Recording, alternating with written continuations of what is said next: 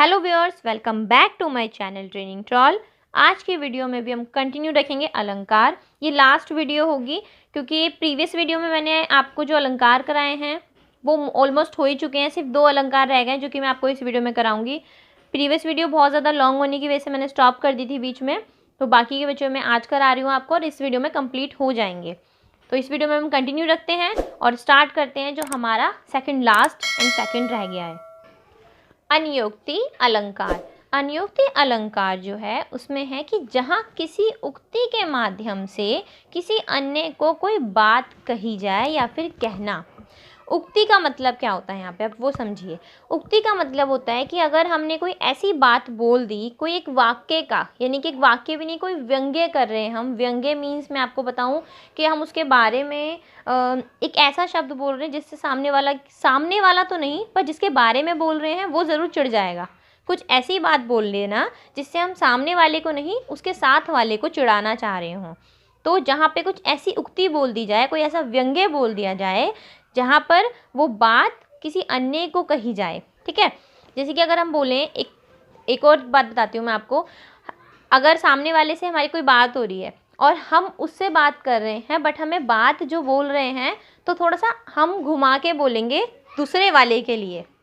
बात हम सामने वाले से कर रहे हैं, बट सामने वाले से बात करते वक्त हम जिसकी बात करना चाह रहे हैं वो उसके साथ वाला है, तो हम उससे बात नहीं कर रहे, हम सामने वाले से बात कर रहे हैं। तो कथन कहीं पे और निशाना कहीं पे। हमारा बात जिससे कर रहे हैं उससे बात तो कर रहे हैं, बट हम जिसकी बात कर रहे हैं वो साथ वाला है। समझ रहे हो?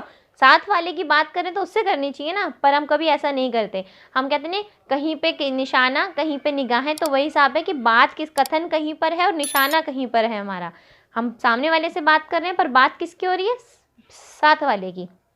जैसे कि फूलों के आसपास रहते हैं फिर भी कांटे उदास रहते हैं। अब हमने यहाँ पे क्या एक उल्हांघना कर दिया, उल्हांघना या कोई व्यंग्य बोल दिया कि व्यंग्य होता है किसी का मजाक उड़ाना। व्यंग्य होता है किसी ऐसे वाक्यों का उच्चारण करना, ऐसी बातों को बोलना जो सामने वाले को गुस्सा दिलाए, सामने वाले को एकदम क्या बोलते हैं, हाई, उसका प्रेशर हाई कर दे, समझ लीजिए बहुत ज़्यादा गुस्सा हो जाए वो। तो कांटों के बारे में बात हो रही थी, फिर भी कांटे उदास रहते हैं। फूलों के पास में रहते हैं फिर भी कांटे उदास रहते हैं। मतलब एक तरीके से हमारी टोन ही चेंज हो जाती है जब हम किसी को एक टोन मारते हैं। एक टोन मारना is the right word. Tone मारना बोल सकते हैं कि हम सामने वाले को टोन नहीं मारेंगे, उससे साथ वाला उसको टोन मारनी है तो हम सामने वाले से बोलेंगे और उस तक पहुंच जाएगी वो बात। तो ये चीज़ है वो, ठीक है। तो फूलों के आसपास रहते हैं फिर भी कांटे उदास रहते हैं, इसका मतलब कांटों के बारे में बात हो रही है कि वो उदास क्यों रहते हैं भाई जब फूलों के पास है। तो वहाँ पे अनियुक्ति अलंकार होता है जब हम टोन मारें किसी दूसरे को, ठीक है। अब हमारा लास्ट रह गया है मानवीकरण। मानवीकरण अलंकार, जहाँ मानवीय प्राणियों पर मानवीय भावनाओं का आरोप हो। अब यहाँ पे इसको कैसे समझेंगे? मानवीय प्राणियों यानी कि हम मानव पर उसी की भावनाओं का आरोपण हो, उसी की भावनाएं आरोपित की जाएं, थोपी जाएं। जैसे कि अगर मैं आपको बताऊं कि कोई भी एक एग्जाम्पल अगर बोला जाए किसी भी तरीके से जिसमें हमारे इंसानों वाली फीलिंग शामिल हो, जैसे कि उषा सुनहरे तीर बरसाती।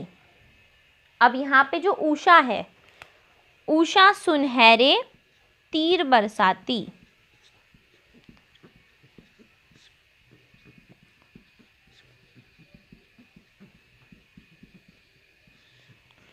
अब यहाँ पे जो उषा है, उषा हम जानते हैं कि एक नाम होता है और एक फीमेल का होता है नेम।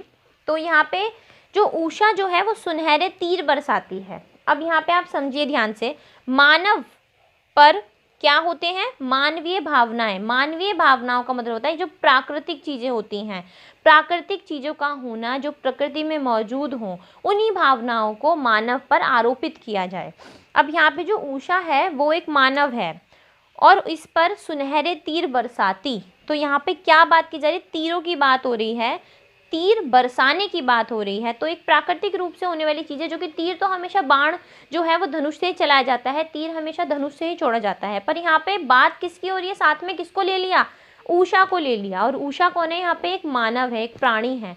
तो जब भी हमें किसी भी वाक्य में, किसी भी पद में हमें ये दिखे कि बात तो प्रकृति की हो रही है, बात तो एक ऐसी चीज़ की हो रही है जिसका काम उस किसी और चीज़ के साथ होता है। जैसे तीर जब भी छोड़ा जाएगा, जब धनुष के थ्रू छोड़ा जाएगा ना, तो धनुष तो यहाँ लिखा नहीं है, तो तीर का छोड़ना धनुष के साथ है, पर तीर कौन छोड़ रही है? उषा छोड़ रही है। तो जब भी ऐसी सिचुएशन में जब कोई भी प्राकृतिक चीज़ हो रही हो जिसका काम उसी के साथ होगा जो उसकी संग चीज़ होती है, बट हम किसी मानव के संग उसको जोड़ रहे हो, तो वहाँ मानवीकरण अलंकार होता है।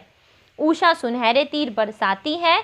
बरसाती, इसका मतलब यह है कि उषा कौन है? एक मानव है, और सुनहरे तीर तो हमेशा धनुष से छोड़े जाते हैं भाई, तो धनुष तो लिखा नहीं है, तो यहाँ पे सुनहरे तीर बरसाती है।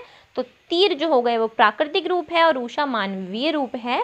तो ये हो गया मानवीकरण अलंकार का एग्जाम्पल। साथ ही साथ मानवीकरण अलंकार को हम कैसे पहचान सकते हैं? अगर किसी भी वाक्य में, किसी भी काव्य की पद में ये शब्द आ जाएं, जैसे कि लिखा है प्रतिमास, प्रतिमास, बेफायदा, बेकाम, अगर ये शब्द हमारे किसी भी पद में आ जाएं या किसी भी वाक्य में आ जाते हैं, तो वहाँ पर क्या होता है? मानवीकरण अलंकार होता है।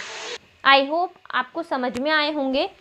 अगर आपने मेरी प्रीवियस वीडियोस नहीं देखी हैं जिसमें मैंने सभी अलंकार करा दिए, इसमें तो बस सेकंड लास्ट एंड सेकंड अलंकार ही रह गया था, सारे अलंकार मेरे प्रीवियस वीडियोस में 2 वीडियोस हैं उनकी, आप आई बटन पे भी क्लिक करके देख सकते हो और मेरे चैनल पे जा सकते हो ट्रेनिंग ट्रॉल, उसमें आप हिंदी ग्रामर प्लेलिस्ट में जाइए, उसमें आपको सारी वीडियोस मिल जाएंगी। अगर आपको अभी भी कोई डाउट हो, कोई भी कन्फ्यूजन हो, आप कमेंट बॉक्स में ज़रूर बताएं। और आपको कोई भी सब्जेक्ट से रिलेटेड कुछ पूछना हो मुझसे, कोई भी सब्जेक्ट एनसीईआरटी का हो, किसी भी क्लास का हो, तब भी आप मुझे कमेंट बॉक्स में बताइए, मैं आपकी कन्फ्यूजन को भी क्लियर करूँगी और वो सब्जेक्ट भी कराऊँगी। So do like, share and subscribe to my channel. Please like ज़रूर कीजिए, आपके एक लाइक से मुझे बहुत ज़्यादा मोटिवेशन मिलती है। So thank you.